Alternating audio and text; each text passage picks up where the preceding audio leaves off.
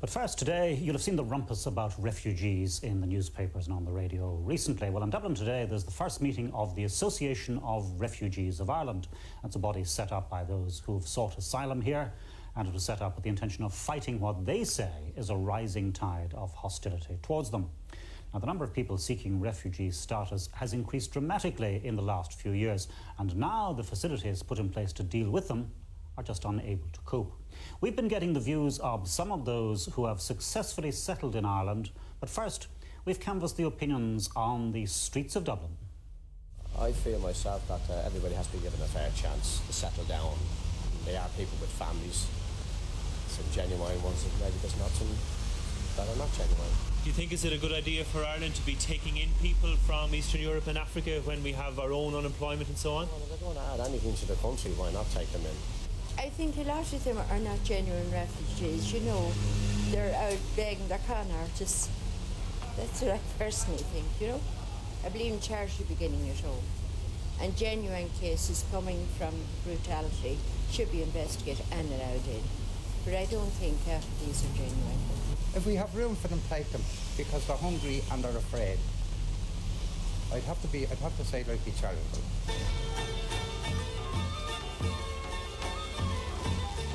Hi, my name is Dražen Nožimic. I had to leave Yugoslavia because of the civil war. I came over in September 92, I got the refugee status in 93. I got the Irish citizenship in March 96.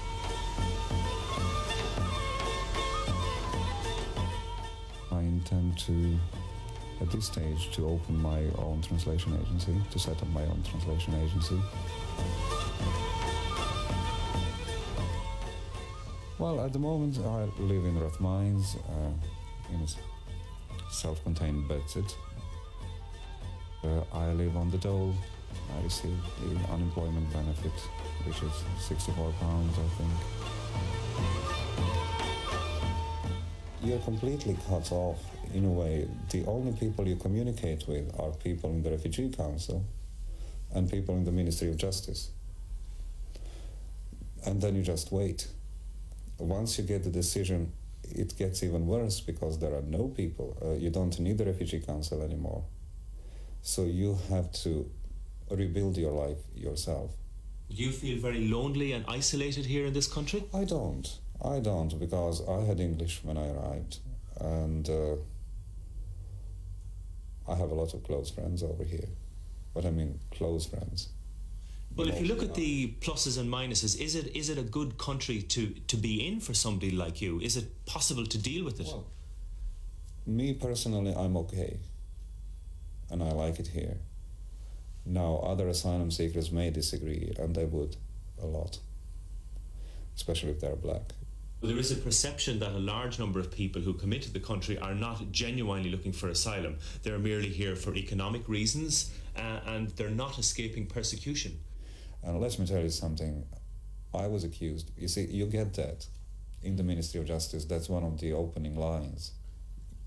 And they don't ask you, they tell you, you are an economic migrant. So they don't believe that you're a real refugee escaping persecution? No. Well, in my case, they didn't. In my case, they gave me an hour and a half of that, of mere accusations.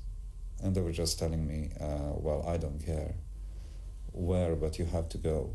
You have to go back.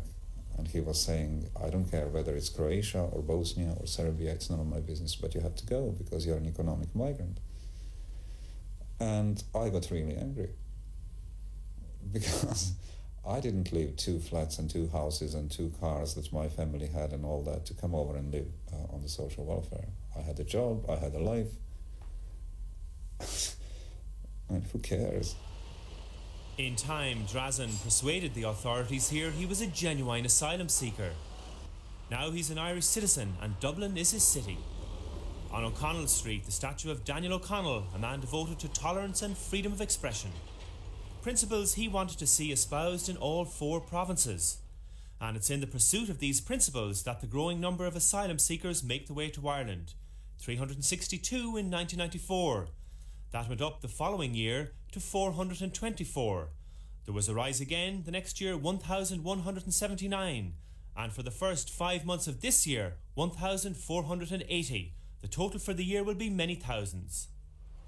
A few hundred yards from the O'Connell Monument, another great liberator, James Larkin. He spent his life trying to get the weak and oppressed up off their knees. And you could say that's the spirit of the Refugee Act passed last year. The Act defines a refugee as a person who has a fear of being persecuted in his or her own country. The Act goes on to say that such a person can make an application to the government seeking refugee status. That claim is formally investigated, and if successful, the person can be officially declared to be a refugee. He or she can live and work here. The problem lies in distinguishing the genuine from the non-genuine. There's allegations being made, a lot of these people, it's that there's some kind of system being used where they're bringing them in and on some sort of organised basis. Now, I don't know if that's true, but I think that if we put a proper system in place, we will be able to separate genuine refugees from these people if they are not genuine. Well, what about the person from Romania or Slovakia who's not a refugee, who just wants to come to Ireland and wants to maybe try and get a job? Should there be a welcome for him or her? Well, if the person is entitled to work, then we can't stop them. But I mean, if they are not entitled to work, then obviously they're not entitled to work. If we did have a fair criteria, as we're obliged to under legislation and under European legislation in terms of assessment, and if there are people who are genuinely asylum seekers, then it is our obligation to find the resources to ensure they're able to live with dignity and are able to be housed. At this moment in time, we haven't the resources to do the assessment. The Department of Justice has carried out the assessment quickly, which it ought to, and take people out of the limbo they're in. It would require 100 more staff to do that quickly. It hasn't got that. In the meantime, hundreds of asylum seekers arrive here every month. They'd like to be part of Irish society. The numbers are so great, though, that our facilities to deal with them are overwhelmed. Without more resources, the problem will get worse.